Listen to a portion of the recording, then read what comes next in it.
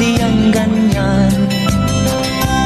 Ang hirap ay di natin maiwasan, kalungkutan ay lagi na lang, kasiyahan ay minsan lang makamtan. O buhay,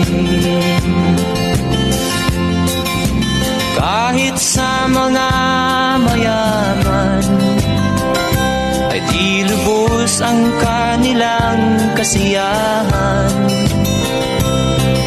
Sa buhay ng mahirap ay gayon din, lalo pat kay dami mong mga utang.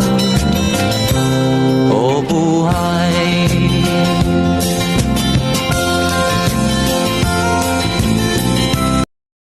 gaya ng isang sasakyan, ikaw ang may hawak ng manobela ng buhay mo. Kaya galingan mo ng pagmamaneho patungo sa lugar na pangarap mo. Ingat sa biyahe.